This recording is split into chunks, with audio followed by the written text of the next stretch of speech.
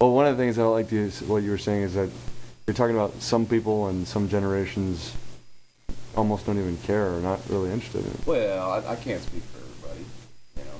I mean, I don't. If you get all your information from the TV, then that's. Uh, I guess I don't follow politics like my dad did. Speaking just for myself, him doesn't follow it too well, and I don't follow it. I don't keep up with it, other than,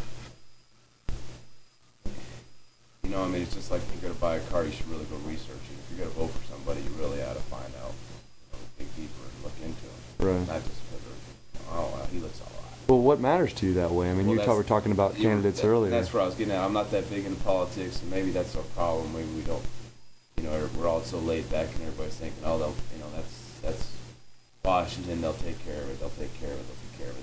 We're not into that. They'll do it. We've always been there. But then now we're here.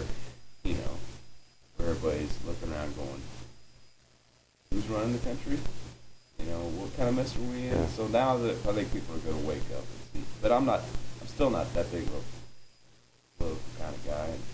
But if I wanted to say what I'd like to see in the next election is, everybody wants to get out of the war. Nobody believes in that. They had us believing in to be just and true, and now we're all learning that it's not. We're a bunch of idiots and all that. But it'd be nice if we didn't have $3.25 gas. Yeah. What do you think about that? What about the fuel thing? I don't know how people can even buy groceries with $3.25 gas. I really don't know how. I'm lucky where my company pays for my fuel. Mm-hmm. And that's a big perk for me. Yeah. But I don't know how people are affording $3.20 gas. Well, don't you think that maybe if your company's paying for fuel, then probably some of the other prices on the jobs and services probably go up too? Everything went up. Materials went up. Materials have skyrocketed. We're working at a rate right now, an hourly rate that that's kind of what I'm getting. I don't know how a guy making $10, $12, $15 an hour is making it. I don't know how they're paying their bills and buying groceries, paying their insurance, paying their car payments, and paying their gas to get back and forth to work. I don't know how they're doing it. Yeah. Me and Kim are really lucky. She's got a good job as a teacher. And when you asked me the other day about my birthday and what my highlights were, of course there's the easy ones, Kim and Clay. Those were highlights. But the one thing I was thinking about is when I got my letter that told me I got into the trade, I knew then that I would have a job where I'd be able to support my family. It wasn't going to be a pumping gas or changing tires, or because I'm not a college person. I didn't go to school. I don't have a degree. I went through trade school, learned a trade like a lot of other people, and I'm in the construction industry. And I'm proud of it. I'm not ashamed of it. But I don't know how I would, if I was doing the same kind of work I was doing before I got into the trade, and the trades are good to you as far as wages. You're trading paid vacations, you're trading paid holidays. You don't have the perks that you have with other types of work. But they make up for it with your wages. So people meet you and they say, oh, well, you make a lot of money an hour. Well, yeah, we do, but we don't get anything else. Right. But that's fine, because a guy like me, that's perfect for me. But I don't know how. If I was still welding in a welding shop, I'd probably be making maybe 15.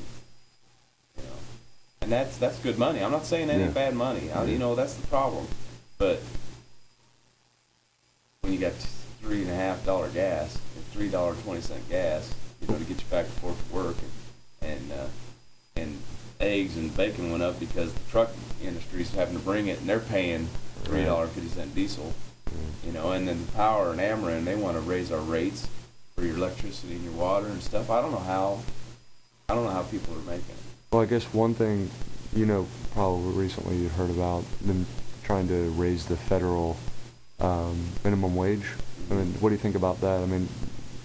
Well, I definitely think the minimum wage should be raised. I think it should be, but I don't think that's the answer for everything. You can't just give everybody another $1.25 an hour on minimum wage and say, okay, now you're making.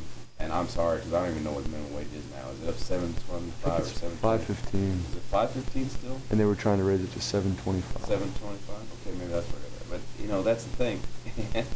They're gonna raise it. Raise it. Do you think anybody could live off $7.25 an hour? Well, you just said it with all the other things going up. You can't. You can't do it. So then they wonder why. Well, we got all these people in poverty level. Why do we got all this trouble? Well, because we're starving to death. Yeah. When you got stores and companies like Walmart, how'd you like to be able to run a business where your product that you were purchasing, make your product to sell, you could set the prices. You could say, you know what, I need this clay to make my product to put it out, and you're charging me too much, so I'm only going to give you a dime instead of $1 for it, and you're going to do that because I sell billions of them, and if I don't, if you don't do that, then I'm going to sink your company. I mean, I'm not even a businessman. People like Paige and stuff that have business educations, they know about this stuff a lot better than I do. But that's pretty easy to spot.